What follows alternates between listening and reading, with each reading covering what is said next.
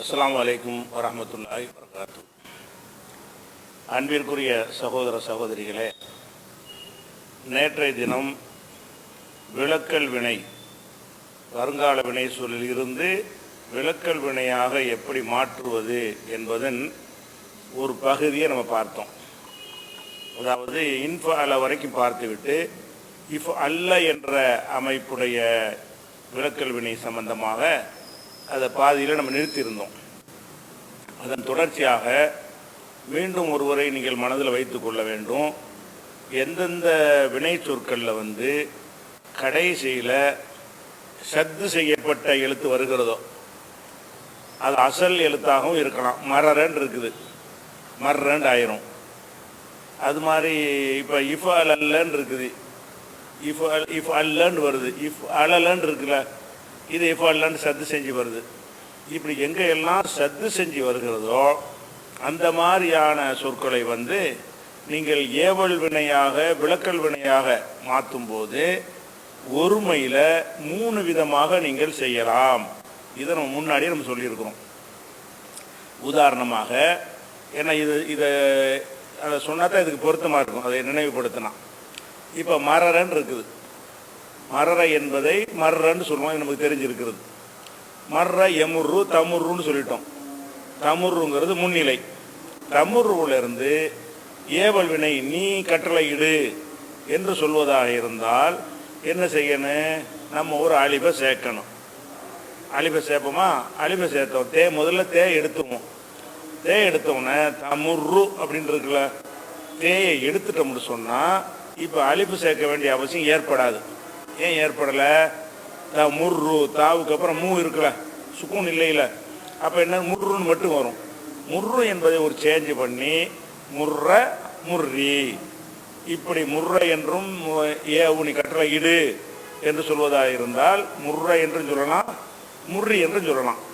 நம்ம விரும்பணும் என்று சொன்னால் நம்ம சுக்கூன் செய்யணும்னு சட்டம் இருக்குல்ல லாஸ்ட்டில் ஏவல் வினைக்கு.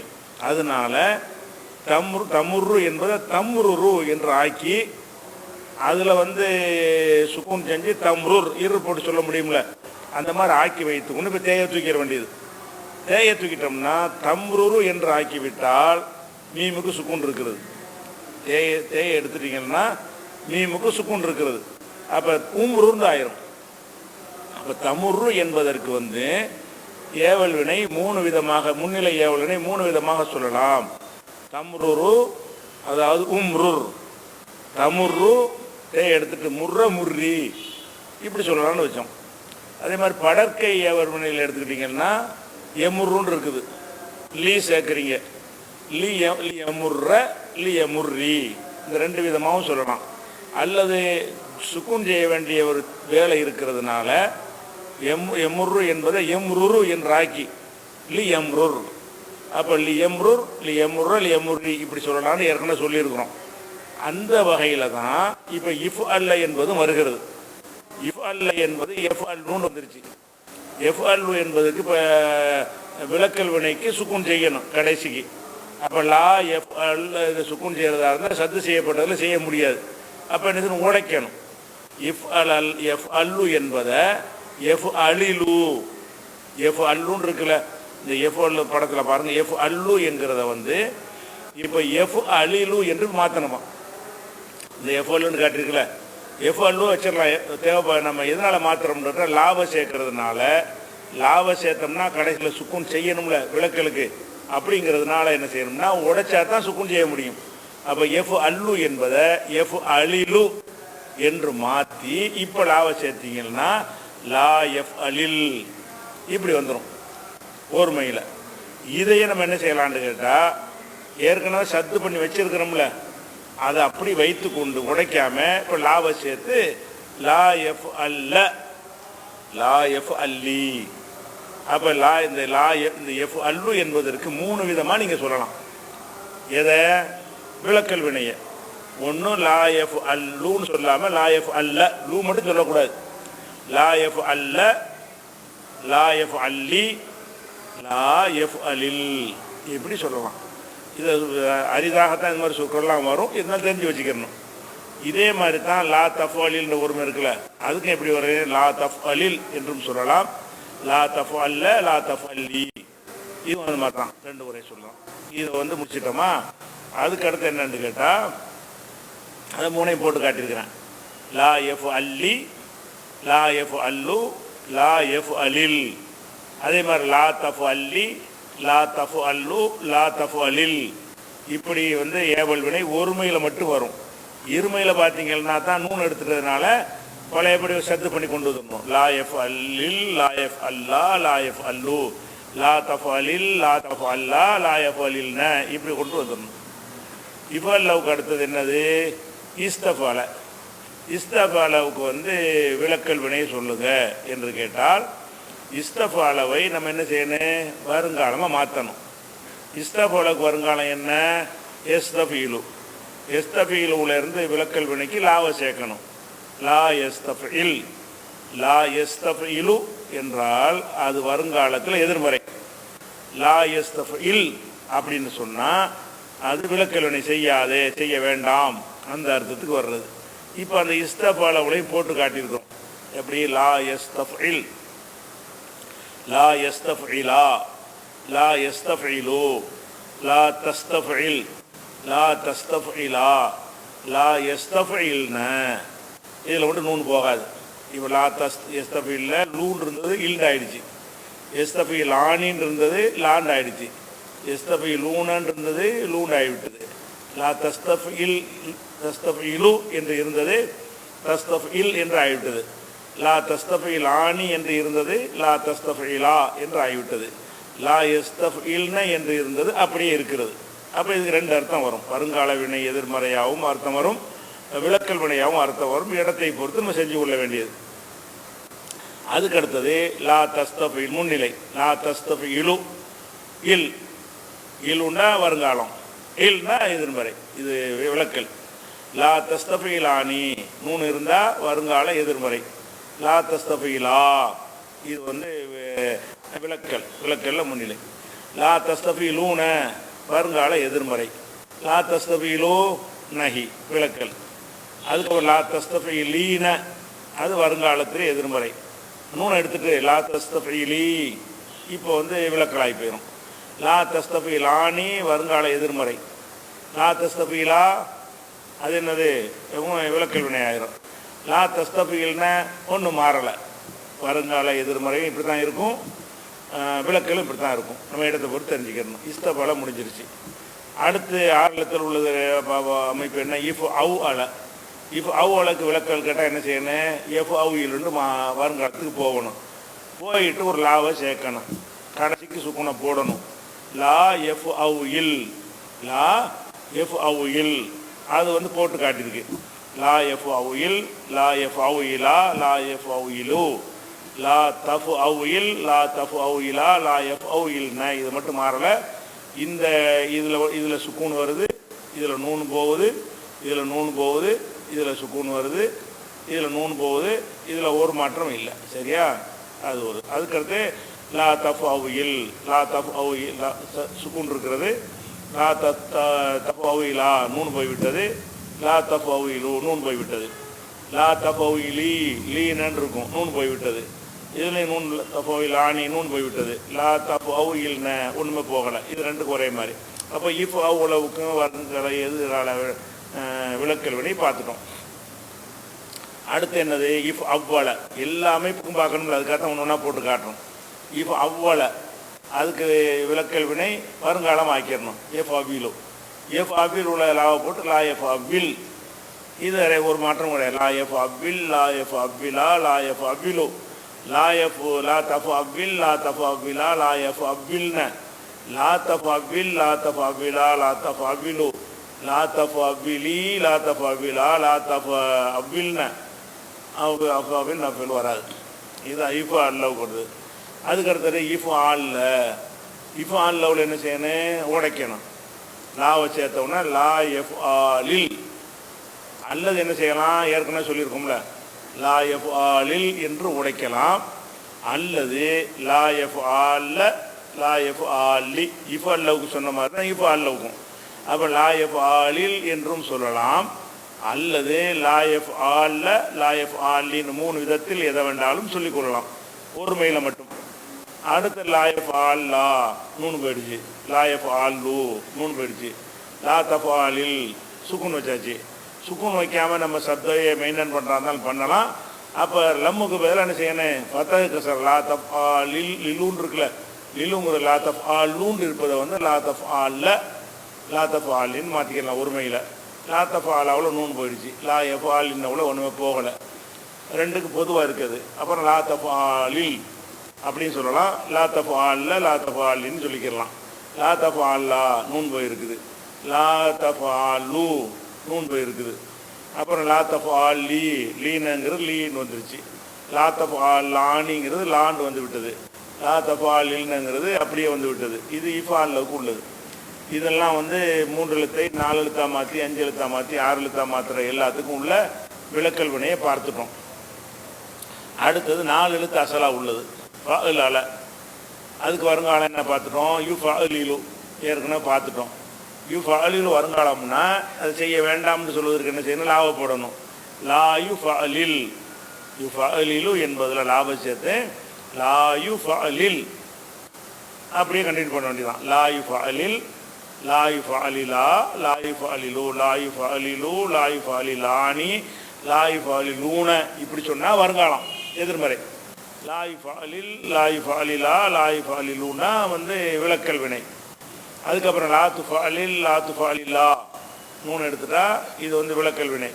லா து ஃபஅலில், லா து ஃபஅலிலு, லா து ஃபஅலிலானி இது வந்து வருங்காலத்தில் எதிர்மறை. லா யுஃபஅலில்ன வருங்காலம் இதுதான் விளக்கல் வினை, இதுதான் ஒரே சொல்லுதான். அப்புறம் லா து ஃபஅலில், லா து ஃபஅலிலு அது வருங்காலம், லா து ஃபஅலில் விளக்கல், லா து ஃபஅலிலானி வருங்காலம், லா து ஃபஅலிலா விளக்கல், லா து ஃபஅலிலூன வருங்காலம், லா து ஃபஅலிலு அது விளக்கல் பன்மை. அப்புறம் லா து ஃபஅலிலி லீன வருங்காலம், லா து ஃபஅலிலி நூன் எடுத்துட்டோம்னா அது வந்து விளக்கல் வினை. லா து ஃபஅலிலானி இது வந்து வருங்காலம், இப்போ நூன் இல்லாமல் இருக்குது, இது வந்து விளக்கல் வினை. லா து ஃபஅலில்ன, லா து ஃபஅலில்ன அது என்னது, அது வந்து பெண்பாலுக்கு உரியது. அது பெண்பாலுக்கு உரியது என்ன செய்யாது, மாறாது. பெண்பாலுக்கு உரியது மாறாததுனால என்ன செய்யணும், சிவப்பு கலராக போட்டிருக்கு லா து ஃபஅலில்ன. அதுக்கு அடுத்தது என்னது, 4 எழுத்து 5 எழுத்தாக மாற்றுவோம்.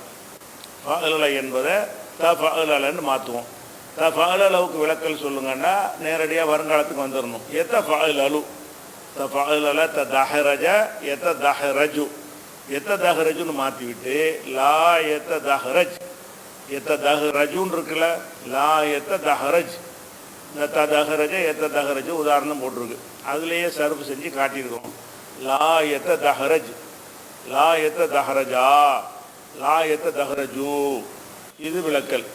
லா எத்த தஹரஜு, லா எத்த தஹரஜானி, லா எத்த தஹரஜூன இது வந்து வருங்காலம். லா த தஹரஜ், லா த தஹரஜா, லா த தஹரஜ், லா எத்த தஹரஜ்ன இது வந்து விளக்கல். இதே வந்து லா த தஹரஜு, லா த தஹரஜானி, லா எத்த தஹரஜ்ன என்று சொன்னால் வருங்காலம். அது மாதிரி லா த தஹரஜ், லா த தஹரஜா, லா த தஹரஜுன்னு இல்லை, இதெல்லாம் வந்து விளக்கல். லா த தஹரஜி, லா த தஹரஜா, லா த தஹரஜ்னங்கிறது வந்து விளக்கல் வினை, இதில் வராது. சரியா? அப்போ ஃபஅலவை பார்த்துட்டோம், த ஃபஅலவையும் பார்த்துட்டோம். அதுக்கடுத்து இஃப் அன்லல 4 எழுத்தை 6 எழுத்தாக மாற்றுறது என்ன, இஃப் அன்லல. அப்போ எப்படி விளக்கல் ஆக்குறது, எஃப் அன்லிலுக்கு போயிடணும். எஃப் அன்லிலுன்னு ஆக்கி விட்டு என்ன செய்யணும், லாவை சேர்க்கணும். லா எஃப் அன்லில் அப்படி மாற்றிடணும். மாற்றினா அப்படி எஹரஞ்சமா எஹரஞ்சிமு. அதுக்கு உதாரணம் என்ன இருக்குது, லா யஹரஞ்சிம், ஜிமுன்னு இருந்தது ஜிம், லா யஹரஞ்சிமா, லா யஹரஞ்சிமு. அப்புறமேலே லா தஹரஞ்சிம், லா தஹரஞ்சிமா, லா யஹரஞ்சிம்ன அங்கே மாறாது. மறுபடியும் லா தஹரஞ்சிம், லா தஹரஞ்சிமா, லா தஹரஞ்சிமு, லா தஹரஞ்சிமி. இந்த இந்த எழுத்து சரியாக வராதனால ஃபாண்டை மாற்றிருக்கிறேன். இந்த ஃபாண்டில் வந்து உங்களுக்கு சரியாக வரமாட்டேங்குது. அந்த பாருங்கள், அதை மாற்றிக்கிறது வித்தியாசமாக தெரியுதா, அதுக்கான ஃபாண்டை மாற்றி விட்டேன். லா தஹரஞ்சிமி, லா தஹரஞ்சிமா, லா தஹரஞ்சிம்ன. அப்போ இதெல்லாம் என்னது, இஃபான்ல என்பதற்கு விளக்கல் வினை. அதுக்கடுத்து என்ன இஃப் அல் அல்ல இக்குஷ அர்ற எஃப் அல் இல்லுன்னு போயிடணும். எஃப் அல் இல்லு இக்குஷ அர்ற எக்குஷ இர்ரு. அந்த எக்குஷ இர்ரு என்ன செய்யணும்? லாவை சேர்த்து லா எஷ் எக்குஷ ரிர். எப்படி வரும்? லா எக்கு ஷரிர் இப்படின்னு சொல்லலாம். அல்லது என்ன செய்யலாம்னு கேட்டால் இந்த எக்ஷ இர்ருன்னு இருக்குல்ல, எக்ஷ இர்ருண்டு லா எக்ஷ இர்ர லா எக்ஷ இர்ரி. இந்த எக்ஷ இர்ருன்னு ஹைலைட் பண்ணி காட்டிருக்கிற சொல்ல என்ன செய்யலாம்? இந்த லா நஹியுடைய விளக்கலுடைய லாவை சேர்த்துட்டு விளக்கலுடைய லாவை சேர்க்காட்டி எக்ஷ இர்ருண்டே இருக்கும். எதிர்மறையுடைய லாவை சேர்த்துங்கன்னு வைங்க, லா எக்ஷ இர்ருண்டே இருக்கும். விளக்கல் வேணாங்கிற சொல்லுக்கு வரும்போது என்ன செய்யணும்னு கேட்டால் லாவை சேர்த்த உடனே ரூ என்பது மாறிவிட்டு லா யக்ஷ இர்ர லா யக்ஷ இர்ரி ரெண்டு விதமாக சொல்லலாம் இதை. அல்லது இப்படி உடைச்சி சொல்லலாம் லா யக்ஷ அரிர். அதே மாதிரி லா தக்ஷ அரிர் இருக்குல்ல, இதை என்ன செய்யலாம்? லா தக்ஷ அரிர் என்றும் சொல்லலாம். வேற எப்படி சொல்லலாம்? லா தக்ஷ இர்ர லா தக்ஷ இர்ரி அப்படின்னு சொல்லலாம். அப்புறம் சர்வ் பண்ணிகிட்டே போகணும். லா யக்ஷ அரிர் லா யக்ஷ இர்ரா லா யக்ஷ இர்ரு லா தக்ஷ அரிர் லா தக்ஷ இர்ரா. இங்கெல்லாம் சத்து பண்ணிடுவோம் உடைக்கிளையில் இன்னொன்று போய்கிட்டதுனால. லா யக்ஷ அரிர்ன மறுபடி லா தக்ஷ அரிர் லா தக்ஷ இர்ரா லா தக்ஷ இர்ரு லா தக்ஷ இர்ரி லா தக்ஷ இர்ரா லா தக்ஷ இர்ன தக்ஷ இர்ன. இதெல்லாம் என்ன அனைத்தையும் பார்த்துட்டோம். இப்போ என்ன பார்த்துட்டோம்? வருங்கால வினையில் இருந்து விளக்கல் வினை பார்த்துட்டோம். சென்ற கால வினையை ஃபுல்லாக பார்த்துட்டோம். எத்தனை 19 வடிவம் இருக்கிறது என்று பார்த்தோம். அந்த 19 வடிவத்திற்கும் ஒருமை இருமை பன்மை ஆண்பால் பெண்பால் படற்கை முன்னிலை தன்னிலை இது அனைத்து வகையும் இணைஞ்சிட்டோம் பார்த்துட்டோம். அதுக்கப்புறம் சென்ற கால வினைக்கு ஒரு எதிர்மறை பார்த்தோம். 19 மாவை சேர்த்து விட்டுற வேண்டியது. மானசர மா கிரம மா அன்சர மா இஸ்தக்கிரம இப்படின்னு சேர்த்து விட்டோன்னு வைங்க, உடன்பாடாக இருந்தது எதிர்மறை ஆயிரும். அல்லது என்ன செய்யலாம்னா அதே சென்ற கால வினையை செயற்பாட்டு வினை பட்டாண்டு அர்த்தம் வர்றதுக்காக வேண்டி ஃபுயில உஃபுயில ஃபுயில உஸ்துஃபுயில இப்படின்னு சொல்லி மஜ்ஹூலா ஆக்குற பாடத்தையும் பார்த்தோம். அதில் நம்ம எதிர்மறை ஆக்குறாந்தா மானுசிர மா உஸ்துகிரிம இப்படின்னு சொல்லி மாவை போட்டுக்கலாம். அப்போ அதில் 4 வகை பார்த்துட்டோம். சென்ற கால வினையில் என்ன பார்த்துட்டோம்? சென்ற கால வினை உடன்பாடு செய்வினை, சென்ற கால வினை உடன்பாடு செய்யப்பாட்டு வினை, சென்ற கால வினை எதிர்மறை செய்வினை, சென்ற கால வினை எதிர்மறை செய்யப்பாட்டு வினை. அதாவது அப்படி இப்படி சொல்வதாக சுருக்கமாக சொல்கிறாங்கன்னா ஃபஅல மா ஃபஅல ஃபுஇல மா ஃபுஇல பார்த்துரும். அப்படி வைங்களேன், மனசு டக்குன்னு பதிஞ்சிடும். இந்த செய்யப்பாட்டு பண்ணால் உங்களுக்கு குழப்பமாக இருந்துச்சுன்னு சொன்னால் இதை மனப்பாடம் பண்ணிக்கிறங்க. எப்படி? இஸ்தஃபால உஸ்துஃபுஇல மா இஸ்தஃபால மா உஸ்துஃபுஇல மஸ்துஃபிலன்னு சொல்லணும் புரிகிறதுக்காக வேண்டி இப்போதைக்கு. அதே மாதிரி இன்ஃபாலன்னு இருக்குதா, இன்ஃபால மா இன்ஃபால உன்ஃபுஇல மா உன்ஃபுஇல இப்படி சென்ற காலத்தை முழுமையாக பார்த்துட்டோம். அதுக்கப்புறம் நெஞ்சோம் வருங்கால வினை எடுத்துக்கிட்டோம். வருங்கால வினையில் என்ன பார்த்தோம்? எஃப்அலு பார்த்தோம், லா எஃப்அலு பார்த்தோம். அது செயற்பாட்டு வினை யுஃப்அலு பார்த்தோம், லா யுஃப்அலு பார்த்தோம். அதில் எஃப்அலு எஃப்அலானி எஃப்அலுன்னு பார்த்தோம், லா எஃப்அலு லா எஃப்அலானி அதை பார்த்தோம், யுஃப்அலு யுஃப்அலானி பார்த்தோம். அது ஃபுல்லாக பார்த்துக்கிட்டோம். அப்போ எஃப்அலு உள்ள வருங்கால வினையில் 19க்குமே எஃப்அலுக்கு மட்டும் பார்க்கல. எஸ்தகிரிமுவா எஸ்தகிரிமு லா எஸ்தகிரிமு யுஸ்தகிரமு லா யுஸ்தகிரமு எஹ்தமிலுவா எஹ்தமிலு லா எஹ்தமிலு யுஹுத்தமலு லா யுஹுத்தமலு இப்படி ஒவ்வொரு வருங்கால வினை சொல்லலை எத்தனை வார்த்தைருக்கோம்? 4 நாள் பார்த்துக்கிட்டோம். இது வருங்காலம். அந்த வருங்காலத்தையே வருங்காலத்துக்கு நிகழ்காலத்துக்கு உள்ள ஒரு சொல்லாக இது இருக்கிறது. இதை வருங்காலத்துக்கு மட்டும் யூஸ் பண்ண நினைச்சோம் என்று சொன்னால் இதே 19 வகையான வருங்கால வினை சொல்லல என்ன செய்யணும்? சௌஃப அல்லது ச சௌஃப என்பதை ச என்பதை சேர்த்துட்டீங்க என்று சொன்னால் அது வருங்காலம் மட்டும். என்சுர்னா உதவி செய்வான் உதவி செய்கிறான், ச என்சுரு உதவி செய்வான் மட்டும்தான். சௌஃப என்சுரு உதவி செய்வான், எழுதிப்புனா அடிப்பான் அடிக்கிறான், 2 அர்த்தம் செய்யலாம். சன்னு போட்டிங்கன்னா ச எழுதிப்பு அடிப்பான் அடிக்கிறான் அர்த்தம் கிடையாது. சௌஃப எழுதிப்பு அடிப்பான். இது ஒரு இது உங்களுக்கு பாடம் நடத்தியாச்சு. அதுக்கப்புறம் என்னது சீனையும் போடலாம். இதுக்கு பதிலாக சவுபோக்கு பதிலாக ச எல்ரிபு ச என்சுரு. என்சுர் மட்டும் சொன்னால் உதவுகிறான் உதவுவான் ரெண்டு அர்த்தம் வரும். ச என்சுர் போட்டோம்னு சொன்னால் என்ன அர்த்தமாயிரும்? உதவுவான் மட்டும்தான் அதுக்கு அர்த்தமாயிரும். இதை நம்ம படிச்சுட்டோம். அதுக்கப்புறம் அதிக நிகழ்காலத்துக்கு மட்டும் நம்ம சொல்ல விரும்பினோம் என்று சொன்னால் பத்தக வச்ச லாம லாண்டு நெடில் இல்லை குறில் ல லாண்டு சேர்த்தா எதிர்மறையாரு ல என்று சேர்த்தோம் என்று சொன்னால் அது நிகழ்காலத்தை மட்டும் குறிக்கும். என்சுரு என்சுருனா உதவுவான் உதவுகிறான். ல என்சுரு உதவுகிறான் உதவுவான் வராது. ல எல்ரிபு அடிக்கிறான். அப்போ நிகழ்காலத்தை மட்டும் நீங்கள் கருத்தில் கொண்டு வார்த்தையை பயன்படுத்த நினைத்தால் இதை சொல்லிடுங்க. இதை படித்தாச்சு. இதில் அனைத்தையும் ஏழை என்சுருல என்சுரு ஆணில என்சுருன்னு அம்புட்டு பார்த்தாச்சு. அதுக்கடுத்து என்ன செஞ்சோம்?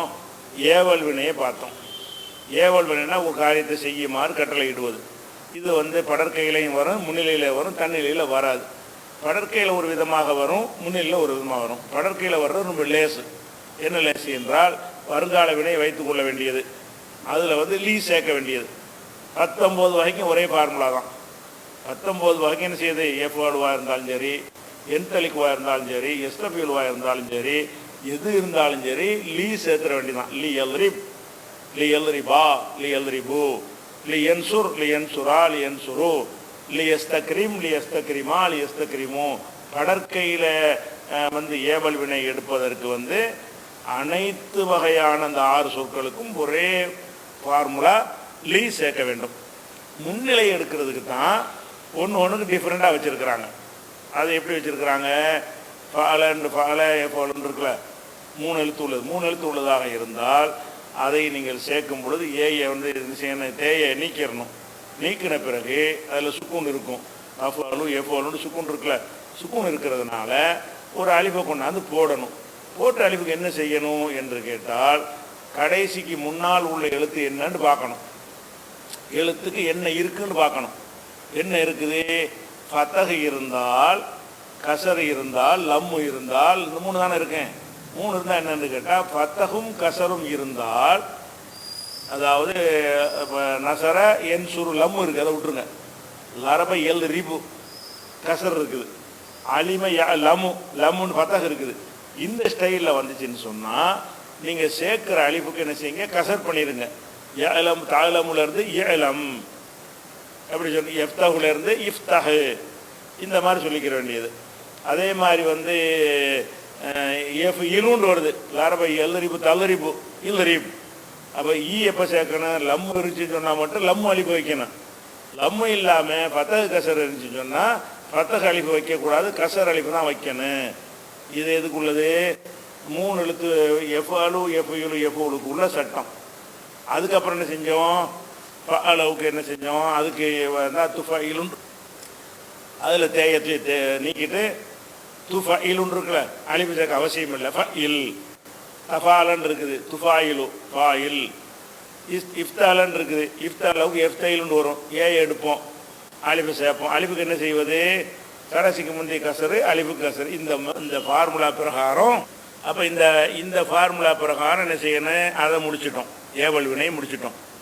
இப்போ 2 நாட்களாக விளக்கல் வினை முடிச்சிட்டோம். அப்போ வினை சொற்களுடைய அனைத்து வகைகளும் நமக்கு அத்துப்படிப்ப ஒழுங்காக ட்ரைனிங் எடுத்து இருந்தால், நம்ம படித்த பாடத்தை சரியான முறையில் நம்ம பயிற்சியாக எடுத்து இருந்தோம் என்று சொன்னால் வினை எந்த ஒரு சொல்லாக இருந்தாலும் சரி அதுக்கு என்ன சொல்ல முடியும்? உங்களுக்கு வருங்காலம் சொல்ல முடியும், நிகழ்காலம் சொல்ல முடியும், பொதுவான காலத்தை சொல்ல முடியும், ஏவல் வினை சொல்ல முடியும், விளக்கல் சொல்ல முடியும், உடன்பாடு சொல்ல முடியும், எதிர்மறை சொல்ல முடியும், செய்வினை சொல்ல முடியும், செயற்பாட்டு வினை சொல்ல முடியும். அம்புட்டுமே நீங்கள் என்ன செய்யலாம்? சொல்கிறதுக்கான ஒரு பயிற்சி முழுவதும் நீங்கள் முடித்து விட்டீர்கள். வினை சொல் ஃபினிஷ். வினை சொல் என்னாச்சு? முடித்து விட்டது. வினை சொல்லுக்கு அப்புறம் அறிந்து கொள்கிற விஷயம் என்னென்னு கேட்டால் இன்னொரு விஷயம். வினை சொல்லுக்கு அடுத்து அறிந்து கொள்ள வேண்டிய விஷயம் என்னென்னு கேட்டால் இன்னொரு விஷயம் இருக்குது. அது என்ன விஷயம்னு கேட்டால், அப்போ வினை சொல்ல எல்லாம் முடிச்சிட்டோமா? இது வரைக்கும் நம்ம என்ன முடிச்சிருக்கோம் என்று கேட்டால் வினை சொல்லின் அனைத்து வகைகளையும் நீங்கள் முடித்து விட்டீர்கள். சரியா? அது இப்படி அந்த சட்டமாக சொல்லாமல் ஒரு சொல்லில் சொன்னால் உங்களுக்கு தெரிஞ்சு போயிடும்.